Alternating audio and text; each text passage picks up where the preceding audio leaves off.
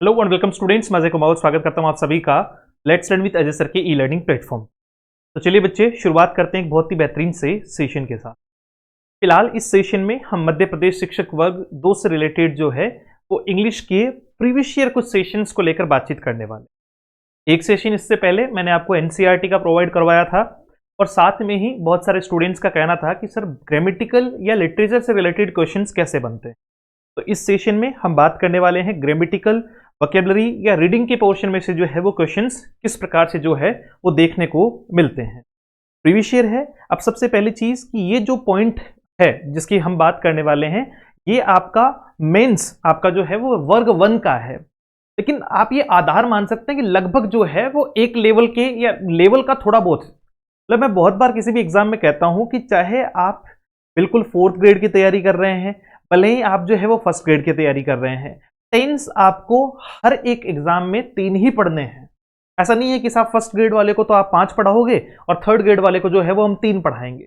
नहीं, होता क्या है सर, सिर्फ लेवल का जो है वो फर्क होता है कि कहीं पर क्वेश्चन पूछने का लेवल थोड़ा अच्छा होता है, डिफिकल्टी लेवल अच्छा होता है, और कहीं पे लेवल जो है वो कम होता है। तो इसी चीज को लेकर बहुत बेसिक सा एक जो है वो पेपर आया था जिससे रिलेटेड कुछ क्वेश्चंस की बात मैं सेशन में करने वाला हूं, टिप्स एंड ट्रिक्स के साथ में भी, और आपको बता भी दूंगा कि कैसे इनको सोल्व करना है। जैसे पहला क्वेश्चन आप देख पा रहे हैं कि ये क्वेश्चन रिलेटेड है आपका डायरेक्ट और इनडायरेक्ट स्पीच से। मैं अपने बहुत सारे सेशंस में पहले भी कह चुका हूं कि डायरेक्ट इनडायरेक्ट या एक्टिव पैसिव को जो है वो आप 15-15 मिनट भी जो है वो ढंग से पढ़ लोगे तो पूरी चीजें समझ में आ जाएगी।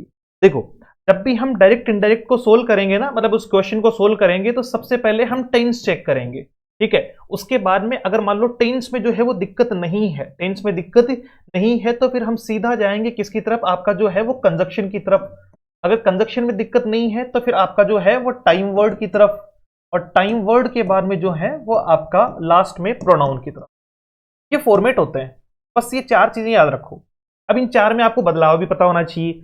जैसे टेंस में बदलाव क्या होता है कि प्रेजेंट का पास्ट हो जाता है ना। डायरेक्ट इनडायरेक्ट में हम क्या करते हैं, प्रेजेंट का पास्ट, यानी 4 प्रेजेंट 4 पास्ट में, 2 पास्ट अपने पास्ट में। जैसे पास्ट इंडेफिनिट किस में चला जाता है, पास्ट परफेक्ट में चला जाता है। तो इसमें मैं आपको जो है वो एक बहुत ही क्लियर पॉइंट ऑफ व्यू के साथ में सिखाऊंगा जिसको हम कहते हैं ऑप्शन एलिमिनेशन मेथड। समझ रहे हो? देखो, जैसे यहां आपको देखना है कि प्रोमिस्ड यानी वर्ब की सेकंड फॉर्म दी हुई है, तो जाहिर सी बात है कि रिपोर्टेड स्पीच का टेंस चेंज होगा। विल डू ये दिया हुआ है आपको मॉडल के साथ में, वर्ब की फर्स्ट फॉर्म किस में जाएगा, विल का होना चाहिए वुड, और आना चाहिए उसके बाद में वर्ब की फर्स्ट फॉर्म, वुड और वर्ब की फर्स्ट फॉर्म। इसका मतलब ऑप्शन नंबर 1 आपका जो है वो बिल्कुल नहीं हो सकता। क्यों? क्योंकि कुड दिया हुआ है। देखो यहां क्या है, आपका वुड के बाद में हैव और वर्ब की थर्ड फॉर्म है। सर ऐसा तो कोई फॉर्मेट ही नहीं है, ठीक है। ये 2 बातें तो अपने आप में बाहर हो गई। फिर मैंने कहा कंजक्शन चेक कर लो। अगर मान लीजिए इसमें भी वुड डू दिख रहा है, इसमें भी वुड डू दिख रहा है, तो एक तो कंजक्शन चेंज जो है वो चेक कर लो। कंजक्शन दोनों में दैट है, ठीक है जी। टाइम वर्ड देख लो, देखो एक लिखा है दिस टास्क, एक लिखा है दैट टास्क, तो दिस का दैट अकॉर्डिंग टू टाइम होना चाहिए, तो ये बाहर हो गया। और तीसरा एक जो है वो और पॉइंट बता रहा हूं कि ये गलत क्यों है, क्योंकि देखो ऊपर भी लिखा है आई, नीचे भी लिखा है आई। आई और वी और you, I we first person है, यू सेकंड पर्सन है। हमेशा जब बात होती है और उनमें बदलाव करना हो तो स्पीकर और लिसनर में ही बदलाव हो सकता है, थर्ड पर्सन यानी नॉन एक्टिव में कोई बदलाव नहीं होता है। तो अगर ऊपर आई दिया हुआ है तो जाहिर सी बात है उसमें बदलाव होगा ही होगा। तो सिंपली हमने इसको कैसे समझ लिया कि साहब ये आई की जगह जो है वो क्या होना चाहिए था, आपका जो है वो गलत है, आई की जगह जो है वो चेंज होना चाहिए था। तो ऑप्शन कौन सा ठीक बचा हमारा, ऑप्शन। अब ये फिलहाल मुझे आपको समझाने के लिए समय लगा। अगर ये चीज आप समझ जाओगे, लगातार इसी टाइप के आप 50 क्वेश्चन सोल्व कर लोगे ना, मैं कह रहा हूं 10 सेकंड से ज्यादा नहीं लगेगा इस क्वेश्चन में। 10 सेकंड तो मैक्सिमम बता दी। 4 ऑप्शन पढ़ने की मैं आपको दिक्कत जो है वो दूंगा नहीं कि 4 ऑप्शन पढ़ो, चारों को पूरा एक एक रीड करो, फिर जो है वो आंसर निकालो। डन है? चलो आ जाओ। अगला क्वेश्चन देखो, राधे सेड टू मी। अगर इस साइड में पास्ट है और इस साइड में जो है वो क्या दिया हुआ है, if you help me I will never betray you. तो जाहिर सी बात है कि ये देखो if you help me, if के साथ में प्रेजेंट और दूसरी साइड में फ्यूचर, तो ये कंडीशन होती है, मैंने पढ़ा भी रखी है, देखना आप ऐप पे। कंडीशन नंबर 1 है, ये कंडीशनल सेंटेंस कहते हैं। कंडीशनल सेंटेंस की खासियत क्या है कि ये चेंज होगा तो ये भी चेंज होगा, दोनों कंडीशन भाई ये जो है वो पास्ट में जाएगा तो ये भी किस में जाएगा, पास्ट में ही जाएगा, तभी तो बैलेंस होगा। तो चलो अब देखो, if you help, help verb की फर्स्ट फॉर्म है, पास्ट में जाने पर क्या होनी चाहिए, वर्ब की सेकंड फॉर्म होनी चाहिए। अब देखो यहां तो हैड हेल्प लिखा है, पॉसिबल ही नहीं है, यहां हेल्प्स लिखा है, पॉसिबल ही नहीं है, यहां वॉज ए हेल्प लिखा है। बताओ क्यों मैं जो है वो बाकी के ऑप्शंस को देखूं, वाई शुड आई, क्यों मुझे बाकी के ऑप्शंस को पढ़ना चाहिए, जब मुझे इतनी सी बात समझ में आ गई कि सर ने कहा था कि पहले नंबर पे वर्ब देखना, यानी टेंस देखना। ठीक है, टेंस या दूसरे बेसिस पे मैं सीधा इसको लिखूंगा वर्ब देखना। वर्ब से अगर लगभग लगभग बात समझ में आ जाएगी, 80% क्वेश्चन तो वर्ब देख के ही शॉर्ट आउट हो जाएंगे। और फिर अगर बच्चा कुछ चाहे तो वो कंजक्शन से, टाइम वर्ड से या प्रोनाउन से हो जाएगा। उसमें इतने सारे नियम कायदे रटी रटाए जो है वो माहौल की जरूरत आपको नहीं पड़ेगी। चलो तो इसका जवाब क्या हो जाएगा, ऑप्शन आपका जो है वो सी हो जाएगा। चेंज पूरा हो रहा है, Radhe told me, conjunction that आ गई। इफ देखो यू सेकंड पर्सन है, चेंज हो गया, आपका हेल्प चेंज हो गया, मी चेंज हो गया, क्योंकि मैंने कहा था फर्स्ट और सेकंड पर्सन चेंज होता है। फिर आपका आई चेंज हो गया, आपका विल का हो गया वुड, नेवर का नेवर, और आपका जो है वो यू चेंज हो गया किसमें, मी में, यानी प्रोनाउन चेंज हो रहा है, प्रोनाउन चेंज हो रहा है। मोस्ट अप्रोप्रिएट सिनोनिम, इस एग्जाम में जो पूछे गए थे ना, जो भी 4-5 क्वेश्चन जो है वो वोकैबुलरी से रिलेटेड पूछे गए थे, it was really fine. Second grade में तो अपन को बहुत सारी जो है वो वोकैब के जो है वो पार्ट दे रखे हैं कि ये भी पढ़ लो, ये भी पढ़ लो, ये भी पढ़ लो। मैं फिर कह चुका हूं इतनी टेंशन नहीं लेनी है। वोकैबुलरी अगर आप थोड़ा सा भी जो है वो एक रेगुलर वोकैबुलरी से भी वाकिफ हो तो संभवतः है आपके 5 में से जो है वो 2 से 3 क्वेश्चन सही तो आराम से हो जाएंगे, और थोड़ा सा पढ़ लोगे तो 5 के 5 भी हो जाएंगे। जैसे रेजिस्टेंस हम लोगों ने बचपन से पढ़ा है, 8वीं 9वीं क्लास में जो है वो प्रतिरोध पढ़ा दिया जाता है, और वहां जो है वो हम लोग पढ़ते हैं कि किसी चीज को जो है वो मना करना, मतलब रेजिस्ट करना, कि साहब नहीं। देखो मैं आपको इंसिस्ट करूंगा कि तुम्हें ये करना होगा, तुम मुझे रेजिस्ट करोगे कि ना साहब मैं ये नहीं करूंगा। मैं कह रहा हूं कि तुम्हें बचे हुए 55 दिन जो है वो पढ़ना होगा, तुम कह रहे ना साहब हम तो ना पढ़े, ऐसा तो फिर दिक्कत हो जाएगी, सिलेक्शन से बाहर हो जाएंगे। तो अगर आपने रजिस्ट किया है किसी चीज को तो इसका मतलब आपने क्या किया है, सिनोनिम बताना है, समानार्थी वर्ड बताना है। तो रिफ्यूजल, रिफ्यूज का अर्थ होता है मना करना, रिफ्यूजल का अर्थ क्या होता है, मना करना। तो बताओ प्रतिरोध करना किसी बात का या मना करना, तो सिमिलर वर्ड तो मिल गया पहले में ही। मेरिट, कंपैरिजन, कंपैरिजन होता है किसी से तुलना करना कि भैया उसको उससे कंपेयर करो। सर्कमस्टांसेस जो है वो, सर्कमस्टांस क्या होता है, परिस्थितियां। कहते हैं ना कि मेरा जो है वो, मेरी सर्कमस्टांसेस जो है वो अभी ठीक नहीं है, इसका मतलब जो है वो परिस्थितियां विपरीत है। तो सही जवाब क्या हो गया, ए। बताओ इसमें कहां दिक्कत थी, कितना सिंपल क्वेश्चन पूछा गया था वोकैबुलरी में। रजिस्ट करना मतलब साहब मना करना। चलो ट्रिम्थ बताओ ये, अच्छा ये एक चीज मैं और बताता हूं, ये जो क्वेश्चंस है ना वो कहां से पूछे गए ये भी देखना। ये एनसीईआरटी में से वोकैब उठाई गई है, मतलब उन चैप्टर्स को पढ़ते हुए जो है वो आप वोकैब देखते हो, जैसे ट्रिम्थ ऑफ सर्जरी है या ऐसे, मतलब कई कई सारी जगह से आपको मिल जाएगी। ट्रिम्थ सबको पता है, ट्रिम्थ होता है जीत, विक्ट्री जिसको अपन कहते हैं, विनिंग पोर्शन जिसको अपन कहते हैं। एक होता है डोमिनेंस, है ना, ये डोमिनेंट है, एडजेक्टिव है, he is a dominant person, he is a dominant person. और डोमिनेंस एएनसी लगा हुआ है तो इसका मतलब वो नाउन है। डोमिनेंस किसी पर जो है वो थोड़ा, मतलब एक तरीके से हम कहें कि जैसे गेम आपने देखे होंगे, वीडियो गेम, जब हम क्या करते हैं किसी चीज पर कब्जा कर लेते हैं, डोमिनेट कर लेते हैं उसको, है ना। एक्स्ट्रा ऑर्डिनरी, कि सर वो तो एक्स्ट्रा ऑर्डिनरी व्यक्ति है, इसका मतलब आपका असाधारण व्यक्ति। अ ग्रेट विक्ट्री, तो सिंपल सा है, सिनोनिम ही तो पूछा है, कह रहा है भैया एक बड़ी जीत को जो है वो क्या कहा जाता है, ट्रिम्थ कहा जाता है। न्यूशंस जो है वो बुरी चीजों के लिए आपका न्यूशंस जो है वो यूज किया जाएगा, मतलब एक तरीके से बाधा, ऑब्स्टिकल भी कह सकते हैं, क्या कह सकते हैं, ऑब्स्टिकल कह सकते हैं, हिंड्रेंस कह सकते हैं, क्या कह सकते हैं, हिंड्रेंस भी जो है, हिंड्रेंस भी इसको कहा जा सकता है, ऑब्स्टिकल कहा जा सकता है, हिंड्रेंस जो छिपा हुआ है, बाधा है, वो आपका न्यूशन। बताओ सिंपल था, ऑप्शन ए इसका जवाब होगा। सिनोनिम सेलेक्ट करना है आपका जो है वो कॉर्स, तो ये होता है आपका जो है वो, एक होता है देखो कोर्स, COURS, ये आपका जो है इसका अर्थ क्या होता है, खुरदरा, इसका अर्थ क्या होता है, खुरदरा।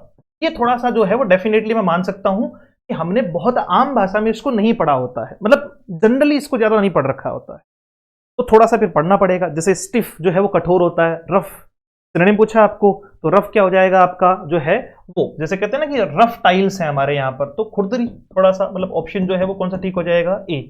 सिर्फ आपका हो जाएगा कठोर, सिर्फ आपका क्या हो जाएगा, कठोर। टायर्ड, थका हुआ, आई am very tired, I am very tired, इसका मतलब मैं बहुत थका हुआ हूं। और स्मूथ होता है कि भैया स्मूथ है, बिल्कुल जो है वो शालीन है, बिल्कुल जो है वो सिंपल है। तो ऑप्शन कौन सा ठीक हो जाएगा, ए ऑप्शन आपका ठीक हो जाएगा। बताओ कितने क्वेश्चन हुए अपना जो है वो, जैसे ये सिंपल था, ये भी सिंपल था, ये थोड़ा सा हम मान सकते हैं कि सर थोड़ा सा इसमें जो है वो हमें लगा कि ये क्वेश्चन जो है वो थोड़ा पढ़ लेना चाहिए था। इम्प्रिजन, बताओ कितने लोग ऐसे हैं जिन्होंने कभी प्रिजन का नाम नहीं सुना। सबने सुना है, प्रिजन का मतलब होता है जेल। इम्प्रिजनमेंट क्या होता है, किसी को जो है वो एक तरीके से जेल में डाल देना। आपको पूछा है एंटोनियम, एंटोनियम मतलब विलोम शब्द, विपरीत। तो किसी को इम्प्रिजनमेंट देना, इसका मतलब इम्प्रिजन करना किसी का, इसका मतलब उसको बंधक बनाना हुआ। इनस्लेव, स्लेवरी आपने सुना होगा, दास प्रथा को कहा जाता है, तो इनस्लेव तो इसका क्या हो जाएगा, ये तो सिनोनिम हो जाएगा, किसी को दास बनाना, दास बनाना। तो दास तो नहीं बनाना अपन को। अच्छा, ऑक्यूपाई होता है अधिकार, ऑक्यूपाई है ना, कि मैं इस चीज को ऑक्यूपाई कर लूंगा, तो अधिकार जमाना। आपका कंपनसेट, जैसे कहते हैं ना कि मतलब किसी से जो है वो थोड़ा बहुत हमने जो है वो किसी का नुकसान कर दिया, तो हमने कह दिया सर देखो कंपनसेट कर लो, ये केस वेस की जरूरत नहीं है, मैं आपको जो भी आपका नुकसान हुआ है तो वो भर दूंगा। कंपनसेट करना। और एक वर्ड आपका रिलीज, बताओ या तो किसी को इंप्रिजन करोगे, जेल में डालोगे, दूसरे साइड में उसको ऑपोजिटली क्या कर दोगे, यहाँ पे रिलीज कर दोगे, सेट फ्री, सेट। तो सीधा ऑप्शन, सटीक ऑप्शन आपका कौन सा, ए। बताओ कितने सिंपल क्वेश्चन आए थे। अब ये क्वेश्चन मतलब ऐसा कोई सेशन नहीं जाता है जब मैं इस टाइप के क्वेश्चन की जो है वो बात ना करूं। A person or thing living or exist at the same time as another, है ना। जो सेम टाइम पे चीज चल रही है तो उसको अपन कहते हैं, जैसे मान लो दो चीजें आपस में सेम सेम टाइम पे चल रही है, जैसे दो राजाओं के शासन काल की अगर बात की जाए तो हम क्या कहते हैं, इस राजा के समकालीन ये राजा था। समकालीन को जो है वो क्या कहा जाता है, कंटेम्परेरी कहा जाता है। क्या कहा जाता है, कंटेम्परेरी कहा जाता है। मतलब मैक्सिमम टाइम इस वर्ड को हम लोगों ने पढ़ा है, कंटेम्परेरी। आपका प्रीडेटर जो है वो क्या होता है, आपका शिकारी को कहा जाता है, को कहा जाता है शिकारी को जो है वो प्रीडेटर कहा जाता है। ऑप्शन कौन सा ठीक हो जाएगा, आपका बी ऑप्शन जो है वो ठीक हो जाएगा। तो कितना सिंपल था, अ पर्सन और थिंग लिविंग और existing eight the same time. अच्छा, वन वर्ड जो सब्स्टिट्यूशन है ना, वन वर्ड सब्स्टिट्यूशन में आप लोगों को जो दूंगा वो किस प्रकार के होंगे एग्जैक्टली, या तो जो है वो मान लेना कि मैक्स टू मैक्स जो है वो मैच हो जाएंगे। सुनना, मैक्स टू मैक्स जो है वो क्या हो जाएंगे, मैच हो जाएंगे। और या फिर ऐसा होगा कि नहीं आएगा तो किसी को नहीं आएगा। मैं आपको गिने चुने जो है वो 300-400 वर्ड दूंगा वन वर्ड के, तो वो एक बार ढंग से देख लेना, वो लगभग लगभग वही रिपीट होते हैं बार बार, ठीक है। और फिर अगर कुछ ऐसा आ गया तो फिर वो ऐसा है कि लगभग लगभग 80-90% लोगों के ध्यान में ही नहीं होगा वो वर्ड, ठीक है, मतलब वो जनरल वर्ड नहीं होगा। फिर आप सुनो, बताओ 5 क्वेश्चन जो है वो किससे रिलेटेड थे, वोकैबुलरी से रिलेटेड थे। और इतना बड़ा हवा बना रखा है साहब, पता नहीं क्या ही हो जाएगा। 20 यूनिट है भाई, 20 यूनिट में से आप क्या सोचते हो 40 क्वेश्चन जो है वो वोकैबुलरी के दे देगा, तो फिर एनसीईआरटी, फिर जो है वो लिटरेचर वो तो देगा ही नहीं, फिर वोकैब ही खेलेगा। तो इतनी टेंशन नहीं लेनी है। 5 में से 4 क्वेश्चन तो बहुत ईजी थे और एक में थोड़ा बहुत जो है वो पढ़ने की जरूरत पड़ी। अच्छा, अब ये 5 क्वेश्चन ले लो, ऐसे गिफ्ट दिया था बच्चों को कि भैया मैं अपनी तरफ से गिफ्ट कर रहा हूं, ये 5 नंबर तो तुम जो है वो चलत में बना लो। आपको पूछा है कि जो ब्रैकेटेड वर्ड है इनका पार्ट्स ऑफ स्पीच कैटेगरी बताओ। देखो, the cat jumped on to the table, आपको पूछा है ऑन टू, अपॉन, ये जो है वो किसकी कैटेगरी है। अच्छा, पार्ट्स ऑफ स्पीच आप डिसाइड नहीं करते हो, सेंटेंस डिसाइड करता है कि वो वर्ड, वो शब्द जो है वो सेंटेंस में किस प्रकार से यूज हुआ है। तो उस बात का विशेष क्या रखिएगा, ध्यान रखिएगा। ऑन टू आपका क्या हो जाएगा, ऑन टू आपका हो जाएगा प्रेपोजिशन। क्या हो जाएगा, प्रेपोजिशन हो जाएगा। क्यों, क्योंकि ये क्या बता रहा है कि जो है वो जंप हुआ है कहां पर, आपका टेबल पर। तो एक तरीके से रिलेशन बनाने का काम कर रहा है। किसका काम कर रहा है, रिलेशन बनाने का काम कर रहा है। एडजेक्टिव नहीं है ये, किसी जो है वो नाउन के लिए एडिशनल इंफॉर्मेशन नहीं दे रहा है। वर्ब नहीं है ये, कोई भी एक्शन या किसी प्रकार का जो है वो लिंक या किसी प्रकार का पोजीशन नहीं बता रहा है। प्रोनाउन भी नहीं है। ये क्या है आपका, सर प्रेपोजिशन है, ऑप्शन बी होगा। बताओ इससे सिंपल क्या क्वेश्चन आएगा।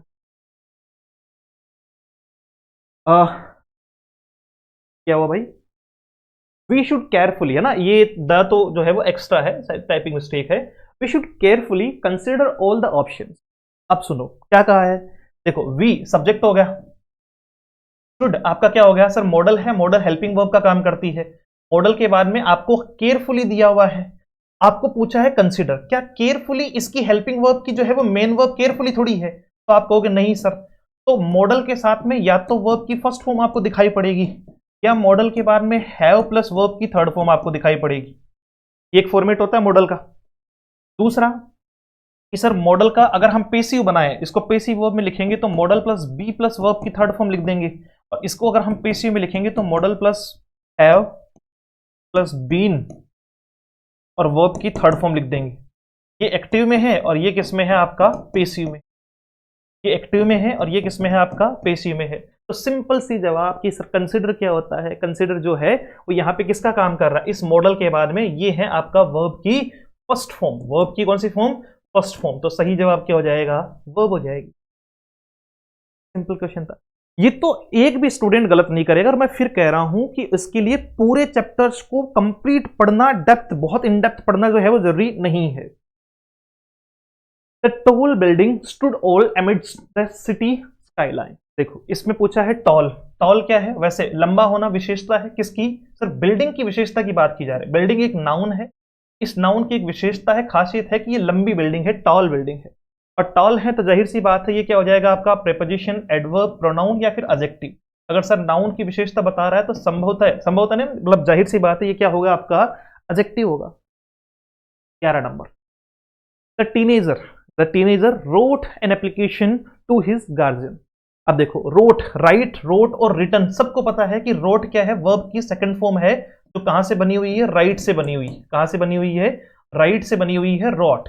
तो इसका मतलब ये अपने आप में क्या हो गया आपका बच्चे, वर्ब हो गया। ये 5 क्वेश्चन तो ऐसे परोस के दिए हुए थे थाली में कि भैया तुम अपने हिसाब से जो है वो एडजस्ट कर लो। द ओल्ड हाउस, अब पूछा है कि ओल्ड बताओ। देखिए ओल्ड क्या है, हाउस घर नाउन है, तो जाहिर सी बात है घर का पुराना होना वो उसकी विशेषता है, एडजेक्टिव है। तो सिंपली इसका जवाब क्या हो जाएगा, ऑप्शन बी हो जाएगा। डन है। वोकेबलरी भी बहुत ज्यादा डिफिकल्टी में नहीं थी, पार्ट्स ऑफ स्पीच तो बहुत आसान थे। मैं जो करवाऊंगा वो तो इससे 3 गुना ज्यादा डिफिकल्ट लेवल पर होंगे, 200-250 जो भी क्वेश्चन करवाऊंगा, ताकि डिफिकल्ट लेवल पे करवा दी तो इजी तो आप सब कर लोगे, कोई दिक्कत नहीं होगी। चलो के लिए 8 बजे क्लास है, 8 बजे जो है वो लाइव क्लास होगी, 2 लगातार सेशन होगी जिसमें पार्ट्स ऑफ स्पीच वाला काम निपटा देंगे, पर 1 यूनिट पूरी कर देंगे। यूट्यूब पे ही है ना, फ्री ऑफ कॉस्ट है वो। अब पूछा है यहां पे आपको एरर, पूरा का पूरा एक जो है वो पार्ट दिया हुआ है। Mark Zuckerberg said that his company had take down about 200 accounts run by a group of hackers in Iran. अब सुनो, एरर जो है वो मोस्टली आपको जो बेस्ट है, मतलब मोस्टली, मैं मोस्टली की बात कर रहा हूं, मोस्टली आपको या तो टेंस वर्ब, तो वर्ब से ही टेंस बना है मतलब यूजुअली, या फिर आपको सब्जेक्ट वर्ब एग्रीमेंट के बेसिस पे जो है वो देने का प्रयास किया है ज्यादातर। जैसे इसमें दिक्कत क्या है, पढ़ो देखिए क्या दिक्कत लग रही है ना। 4 ऑप्शन दे रखे हैं कि ऑप्शन ए, बी, सी और आपका नो एरर। ठीक है, क्या है, अच्छा सॉरी, ए, बी, सी और डी, ये तो सेंटेंस है यहां तक। तो अब क्या कहा है आपका, mark Zuckerberg said that, said मतलब पास्ट की बात चल रही है, कह रहा है मार्क जकरबर्ग ने क्या कहा, दैट इस कंपनी हैड, हैड यहां पर क्या है, हेल्पिंग वर्ब। अगर हैड हेल्पिंग वर्ब है ना भाई, तो उसके साथ में हमेशा मेन वर्ब की कौन सी फॉर्म आएगी, थर्ड फॉर्म। अगर हैज, हैव या हैड हेल्पिंग वर्ब है तो उसके साथ में मेन वर्ब की कौन सी फॉर्म आएगी, थर्ड फॉर्म। टेक तो फर्स्ट फॉर्म है, टेक डाउन, डाउन तो मतलब टेक डाउन तो वास्तविकता में फ्रेजल वर्ब है, वर्ब जो है वो टेक है। तो क्या टेक आना चाहिए, नहीं सर, थर्ड फॉर्म आनी चाहिए, और वो क्या हो जाएगा आपका टेक, टुक, टेकन। तो क्या होना चाहिए था, कायदे से टेकन डाउन होना चाहिए। बताओ, सिंपल है। तो ये हमें टेंस के आधार पे भी समझ में आ जाएगा, और आपका सीक्वेंस ऑफ टेंस के आधार पे भी जो है वो समझ में आ जाएगा कि साहब किस तरीके से टेंस को जो है वो सीक्वेंस में रखा जाता है। तो सही जवाब क्या हुआ कि सर यहां पर जो है वो सही जवाब आपका हुआ हैड टेक डाउन की जगह जो है वो टेकन डाउन होना चाहिए था, ऑप्शन ए ठीक हो। That's all. चलो, the police said that this was one of the most vicious attacks they have ever seen. अब देखो, पुलिस सब्जेक्ट हो गया, एक एक वर्ड बता दूंगा मैं तो आपको, निश्चिंत रहो। सेड वर्ब की सेकंड फॉर्म हो गई, दैट क्या कहा उन्होंने, दिस वाज, ये वापस से जो है वो सब्जेक्टिव केस आ गया, क्या आपकी वर्ब की सेकंड फॉर्म आ गई। वन ऑफ, वन के बाद में अगर ऑफ लगा हुआ है, वन के बाद में अगर ऑफ लगा हुआ है तो आने वाला नाउन आपका हमेशा क्या होगा, प्लरल होगा, ये बात ध्यान रखना। तो one of the wishes attacks है ना, ये अपने सब्जेक्ट वर्ब एग्रीमेंट में भी पढ़ा रखा है। दे हैव एवर सीन, जो उन्होंने अभी तक देखा था या देखा है। ये बड़ा एक जो है वो स्टूडेंट के एक मन में क्वेश्चन रहता है। इसके लिए आपको टेंस पढ़ा रखा है। टेंस में जो है वो आप देखना, वहां दो बातें मैंने की है, एक पास्ट और एक पास्ट ऑफ पास्ट। देखो जब भी हम पास्ट टेंस लिखते हैं ना, तो वो होता है कौन सा, आपका इंडेफिनिट, यानी वर्ब की सेकंड फॉर्म या डिड के साथ में वर्ब की फर्स्ट फॉर्म, ये तो आता है पास्ट। अगर मैं इसकी भी पास्ट में चला जाऊं तो इसका मतलब मैं जाऊंगा हैड प्लस वर्ब की थर्ड फॉर्म के साथ। तो हाँ कि ना, कैसे? जैसे आपने जो है वो पास्ट परफेक्ट में पढ़ा होगा कि मेरे स्टेशन पहुंचने से पहले ट्रेन जा चुकी थी। देखो मेरा स्टेशन पहुंचना भी पास्ट है, लेकिन उसके भी पहले एक काम हो चुका था, जो क्या था, आपका पास्ट ऑफ पास्ट कहलाएगा, यानी ट्रेन का चला जाना। स्टूडेंट सिर्फ बिफोर और आफ्टर सोच के ही चलता है, जबकि उसको इस कॉन्सेप्ट को समझना होगा कि ये एक कॉन्सेप्ट है पास्ट और पास्ट ऑफ पास्ट का।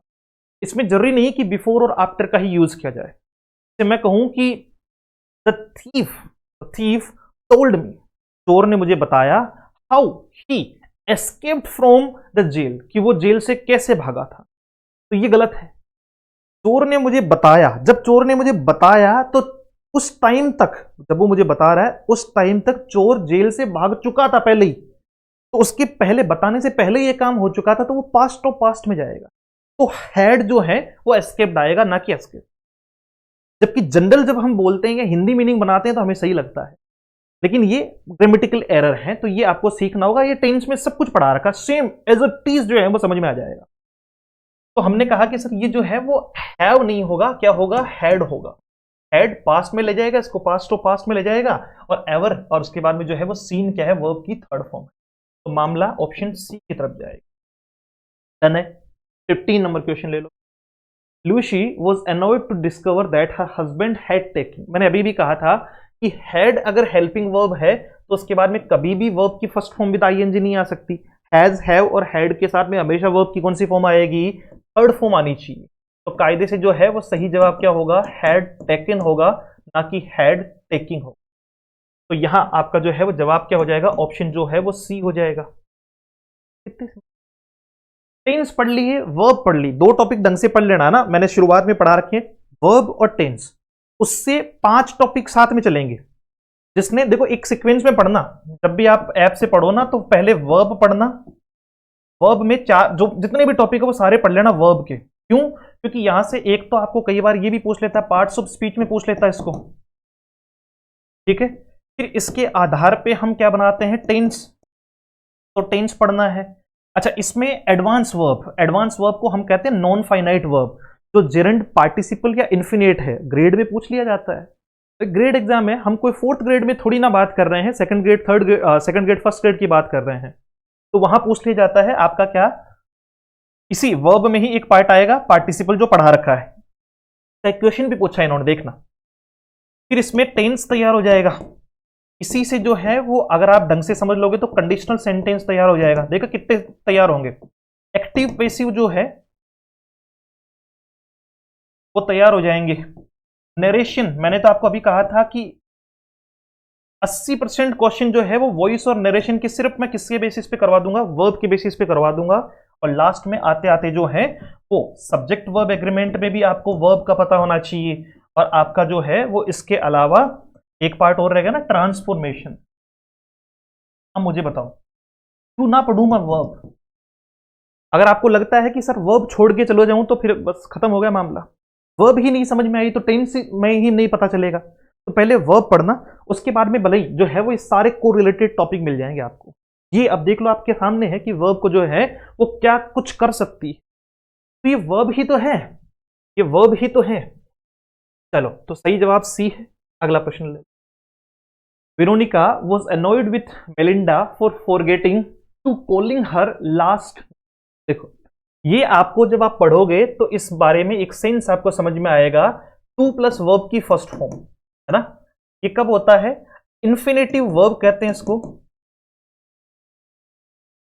इन्फिनेटिव वर्ब कहते हैं इसको, पहली चीज। और ये जो है वो इन्फिनेटिव वर्ब को 2 टॉपिक का नाम से जाना जाता है।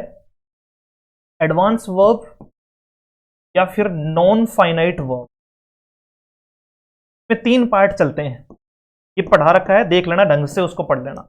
बेसिक बेसिक उसका सारा कंप्लीट करवा रखा है आपके लेवल पर जो भी पूछते हैं। जैसे एक चलता है जेरेंड, एक चलता है पार्टिसिपल और एक चलता है इन्फिनेटिव। तो बताओ, देखिए जवाब क्या होगा। Veronica was annoyed with Melinda for forgetting to calling ना होके सर क्या होना चाहिए, to call her last night. 2 plus verb की फर्स्ट फॉर्म। तो ये क्या हो जाएगा, ऑप्शन जो है वो सी हो जाएगा। सिंपल है। अगर पढ़ा हुआ है तो सब कुछ सिंपल है, नहीं पढ़ा हुआ तो कुछ भी सिंपल नहीं है। ये एक क्लास का मैटर है, इसको जो समझ में आ जाएगा इतना सिंपल है। नाउन क्लॉज, एडवर्ब क्लॉज और एडजेक्टिव क्लॉज, यहां से क्वेश्चन पूछेगा आपको, अपने भी दिए हुए हैं। क्या कहा है कि इस सेंटेंस को पढ़ो और इसमें क्लॉज पहचानो। While passing through the town, while passing through the town I so a girl, I so a girl, लड़की, लड़की नाउन है, बोलो हाँ कि ना। whose eyes were beautiful, किसकी आंखें जो है वो ब्यूटीफुल थी, किसकी आंखें जो है वो सुंदर थी। आप कहोगे सर इस लड़की की, लड़की कौन, नाउन। ये पूरा का पूरा सेंटेंस क्या बता रहा है सर, ये जो है वो एडिशनल इंफॉर्मेशन दे रहा है या विशेषता बता रहा है। ये क्या बता रहा है, इस लड़की की विशेषता बता रहा है। अच्छा, विशेषता बताने वाले शब्द को हम इंग्लिश में क्या कहते हैं, एडजेक्टिव कहते हैं। सुनना, अगर एक वर्ड है जैसे ब्यूटीफुल, ठीक है, तब तो वो है सिर्फ एडजेक्टिव। अगर जो है वो एक से ज्यादा वर्ड है लेकिन सेंटेंस नहीं है, तो फिर उस पे बनती है आपकी जो है वो फ्रेज। क्या बनती है आपकी, फ्रेज। जैसे a beautiful girl, beautiful girl, ये क्या है, फ्रेज। एडजेक्टिव फ्रेज कहते हैं इसको। कौन सी फ्रेज कहते हैं, एडजेक्टिव फ्रेज। और जहां आपका क्या आ जाए, सब्जेक्ट और प्रेडिकेट आ जाए, भाई सब कुछ पढ़ा रखा है एप्लीकेशन पर। एक टॉपिक डाल रखा है इसका, फ्रेज एंड क्लॉज को कैसे आइडेंटिफाई करते हैं, बेसिक पूरा इसका जो है वो अभी पढ़ाना बाकी है।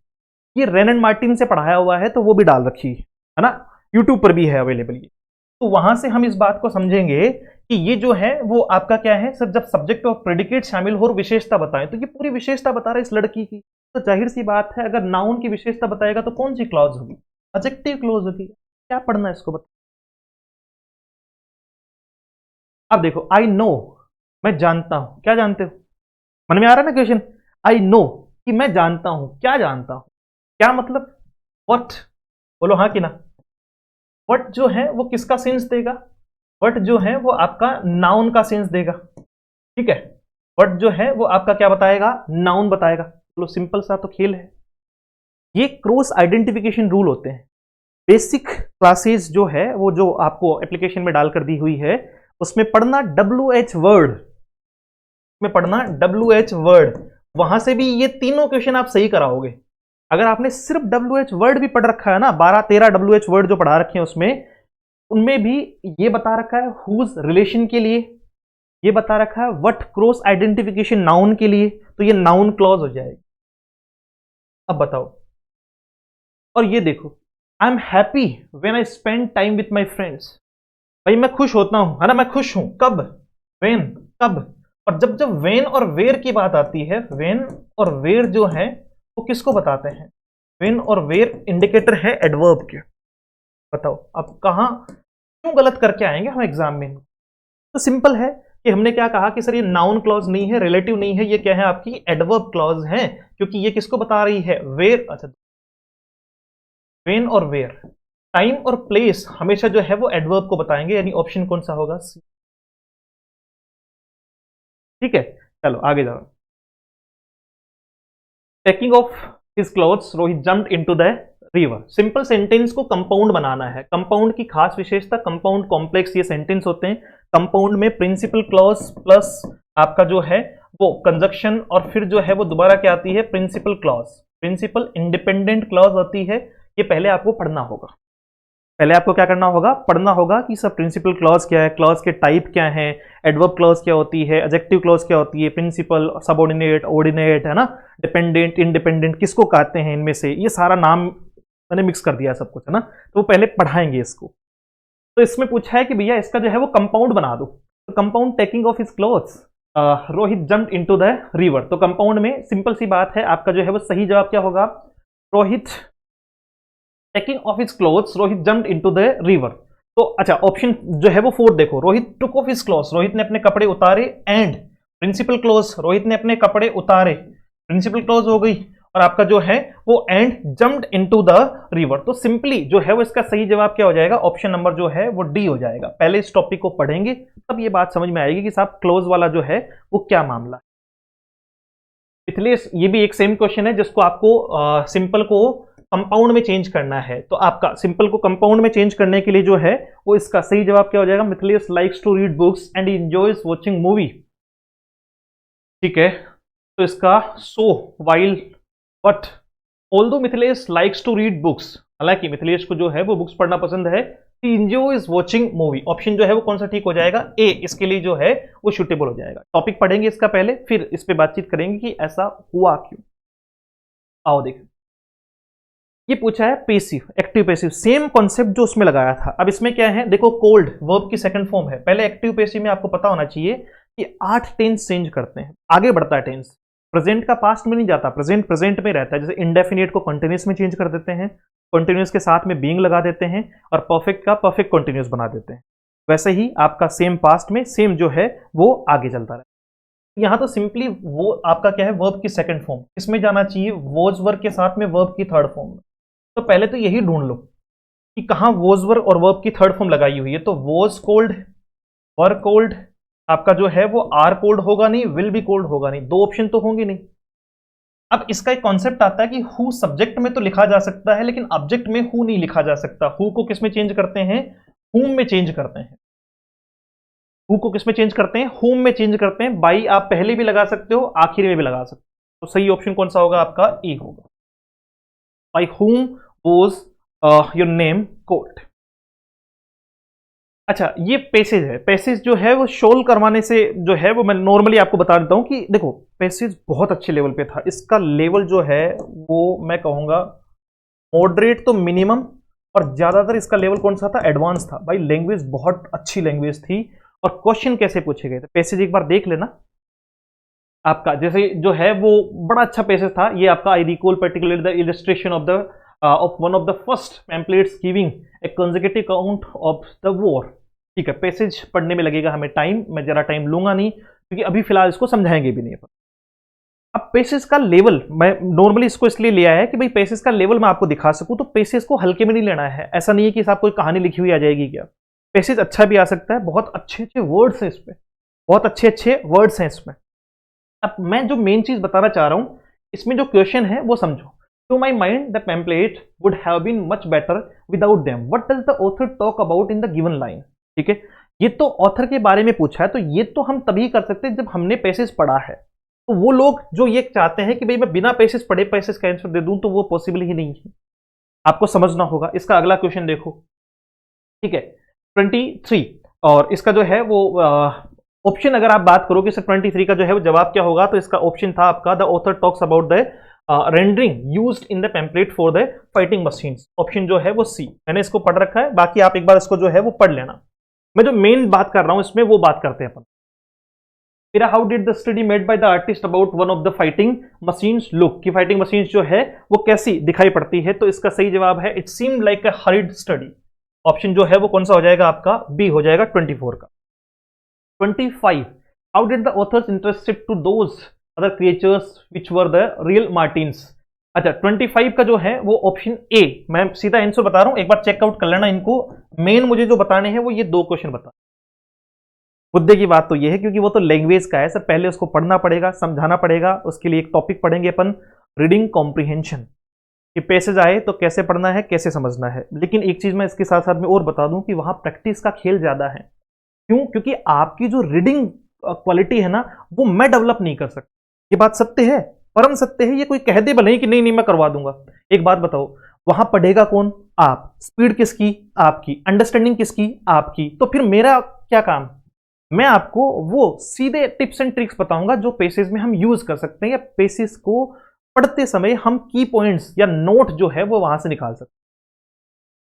जैसे इसमें एक वर्ड पूछा है आपका as used in the given passage, what does the underline bracketed word haste जल्दबाजी को कहते हैं ना, I am very hasty, she is very hasty, तो वाइज होगा, डिले होगा, काइंड होगा या स्विफ्ट कह दो, क्विक कह दो, आपका जो है वो हैस्टी कह दो, या फिर आपका जो है स्विफ्ट, क्विक, हैस्टी या रैपिड कह दो।